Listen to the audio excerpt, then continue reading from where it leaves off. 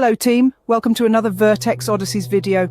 I'm Jonathan MSP, and this is the Ukraine war news update. First off, for the 17th of February 2024, sorry this is a little bit later than I was hoping, real life gets in the way as it should. But as it often doesn't in my case, I spend an awful lot of time doing this. And what do I have to say today? Well, there is already good news today. I'm rather buoyed by the news of the 3 jets being taken down, which I've just reported in that breaking news update. So before we get there, let's start with where we normally start. The Ukrainian General Staff figures for the Russian losses for the day before. And I've expressed over the last couple of days that even though there are some incredibly high figures for the Russian losses, as according to the Ukrainians, they do really seem to be justified.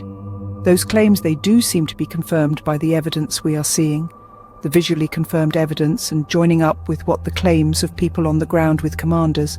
All of this network of information appears to justify the General Staff figures at the moment, which is really good news. Right, Tim White says Russia's continuing use of assault brigades, aka meat and cannon F convicts, etc., has enabled them to take Avdiivka, but at the price of another 1,000 lives. But as Tucker Carlson points out, everything is cheap, so cheap in Russia, especially life. 150 Russian personnel lost is another very high number. 11 tanks is going to hurt. 16 APS, not as high as we have seen, but still significant. 28 artillery systems is a high number compared to what we've recently seen. It's kind of dipped back down, I think, as the Ukrainians are relying solely on FPV drones, really, to do their cancer factory activities. Well, we've seen like now 2 or 3 days of what exceptionally high artillery losses, including 66 on one day the other day, and now that's coming down to still a high number. But when you look at 66, you think, well, 28's not good enough, is it?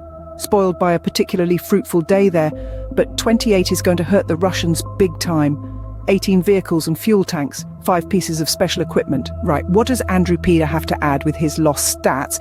As you can see, those statistics are definitely in favour of the Ukrainians in terms of a 5-to-1 loss ratio. Just looking at that intuitively. Okay, let's look at the Ukrainian losses first. This Leopard 204, unfortunate this one. It drove into a huge Fab Aviation bomb crater and couldn't get out. I think a recovery vehicle tried to take it out and it got a bit hot and it left, and eventually the crew got out. And that's just such a shame that that's not been taken out by enemy artillery or anything. And I think it might have been finished off afterwards by Russian drones and whatnot, but yeah, man, that's an incredibly valuable piece of kit just stuck in a big hole. A couple of T-64S, another tank there, a few